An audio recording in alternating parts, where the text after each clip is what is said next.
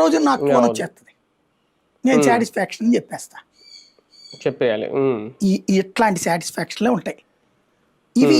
Online పాలన అంటే ఇంతేనేమో, అంటే మనకు జరిగేది కూడా ఇంతేనేమో. అధికారులు సంతృప్తి. ఇప్పుడు స్కూల్లో మాస్టర్ని మనం మేనేజ్ చేసుకున్నాం అనుకోండి, మనం మన తల్లిదండ్రులు వచ్చినప్పుడు బాగా చదువుతున్నాడని మీ వాడని చెప్తారు. మా మెయిన్ ఎగ్జామ్స్లో మార్కులే తెలుస్తాయి. వీళ్ళది అంతే, ఇవన్నీ అధికారులు వేసే మార్కులు, లేకపోతే పై మార్కులు. మెయిన్ ఎలక్షన్లే అసలు రిజల్ట్. అది అవును. ఈలోపు మనకి మానసిక సంతృప్తి, మేము అంతా అద్భుతంగా ఉన్నాం, మేము బాగా చేసాం, ప్రజలందరూ సంతోషంతో ఉన్నారని.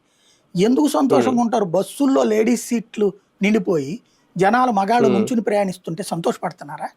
సాటిస్ఫాక్షన్ 99% ఇస్తారు వాళ్ళు, 70% ఇస్తారు వాళ్ళు. గుళ్ళ దగ్గరికి వెళ్ళినటువంటి సందర్భంలో టికెట్ల రేట్లు పెంచేసేసి ఇబ్బంది పెడుతుంటే మాకు చాలా అద్భుతంగా ఉందని చెప్పి సాటిస్ఫాక్షన్ ఇస్తారు వాళ్ళు. రోడ్డు మొన్ననే వేసినప్పుడు సంతృప్తి, కానీ ఆ తర్వాత మళ్ళీ వర్షాలకు గుంటలు పడిపోయినాయి. ఇదివరకు ఉన్న గుంట కంటే ఇంకొంచెం ఎక్కువ పెద్ద గుంట పడింది. దాంట్లో నుంచి నేను బండి తిప్పుతున్నప్పుడల్లా నా రోడ్డు బాగుందని నేను సాటిస్ఫాక్షన్ అని చెప్పి చెప్తానా?